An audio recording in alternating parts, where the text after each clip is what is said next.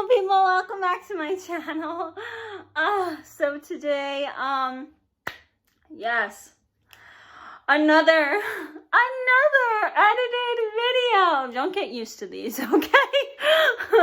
It's just because I figured that, I have footage from when I did auditions and might as well share it for educational purposes, because I don't know, I wasn't really that good back then. So, I've talked about this on my channel before, and I think it's important. I'm going to do a little bit of a longer intro, because it's important to me to talk about this. So, I was, a flute player. That was my secondary instrument, and the reason why is because my primary instrument was voice, because I wanted to do a vocal senior recital. That's why it was my primary concentration. I like singing solo, and, yeah, or at least at the time I did, not anymore. And then flute, I like playing in an ensemble. I still like playing flute in an ensemble. Playing in orchestra is literally my favorite thing in the face of the earth. Like, it's so great. It gives me like such a rush, you know? Anyway, so, and I think this happens a lot. So, woodwind players are the best on the face of the earth, okay? Just saying, we are the ultimate best. I'm biased, obviously.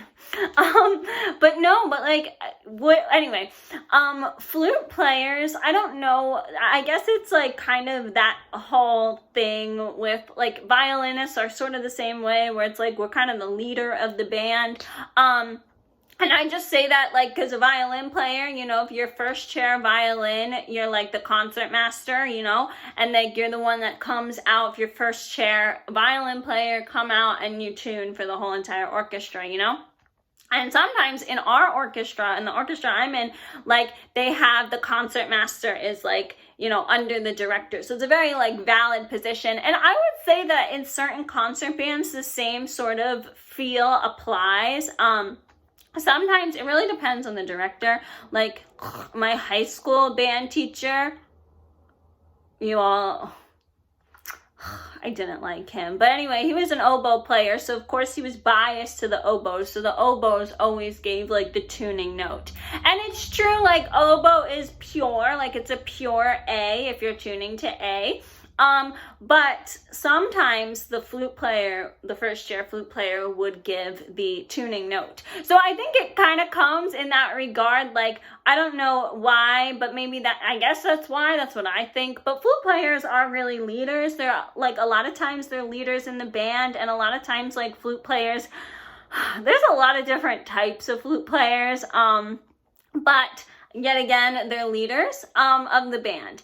And so that being said, if you're a leader of the band, and you like to perform and you're type A, you probably will make a wonderful music therapist. And that's usually what happens. A lot of flute players do become music therapists. And I think it's great and it's a wonderful thing, but playing flute in a music therapy session is awful. It's so hard. And it's not like hard to play. You know what I'm saying? It's the whole multitasking aspect of music therapy. You can't necessarily multitask while playing flute, right? Because your fingers are working. I mean, essentially, it's difficult to multitask when you're playing any instrument.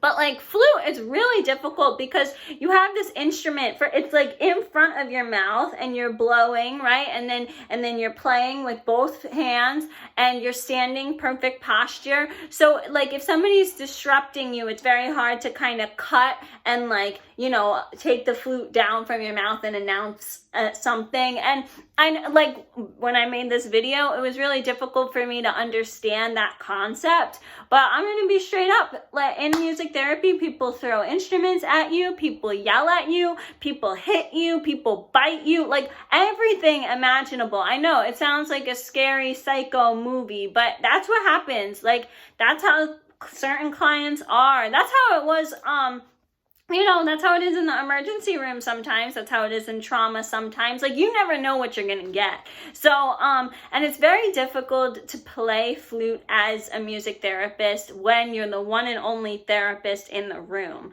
And I hate to say it, but like CNAs don't help, and they shouldn't help because that's not their job. So the only time I actually was able to play flute and provide therapy, goal-oriented music therapy, was at my internship when I was co-leading sessions. So there were 2 music therapists in the room, and then there were 2 CNAs, and there was a group of 4 clients. Okay, so again, 4 staff, 4 clients, and that was the one and only time. And it was a beautiful thing, and I took advantage of it while I could, because in the real world, it doesn't work that way. I mean, think about it. Like, it's very expensive. If you're doing an hour-long music therapy session, which usually your music therapy sessions are longer than an hour, okay? But if you're doing an hour-long music therapy session, you have the 2 music therapists, and you're paying these people $30 an hour, so that's $60. And then CNAs get paid around $12. Okay, so we're up to $72, and then we have $84 for that 1 hour. And that can be expensive, depending on the site. I know, like, it doesn't seem like that much, but you got to remember that it's going to cost about $200 to have 4 staff in the room with 4 clients, and 4 clients do not make $200 an hour. You know, like the payoff. I know it's again a very abstract concept, but $200 for the therapist, right? And I understand these clients are paying like $30,000 annually. You know, it's kind of the same when they live in a facility. It's similar to college, but that money is going towards healthcare first, because it costs clients, when they live in a facility, it costs them about $1,000 to $2,000 a day to live in a facility, and that is just covering medical expenses. So there isn't really money to be paying for staff for 4 clients. It's not beneficial. So the moral of the story is that thank you to money, it's very difficult to co-lead a music therapy session with 2 music therapists. So you're lucky if it's you and a CNA. Usually that doesn't even happen. So playing flute as a music therapist is really, really difficult. But when I made this movie, I didn't know that. And my flute playing is so bad. And that's another thing to like keep in mind, that like when you're playing flute, it's very open sounding, and it's very, again, this video is for educational purposes. Don't judge me on flute.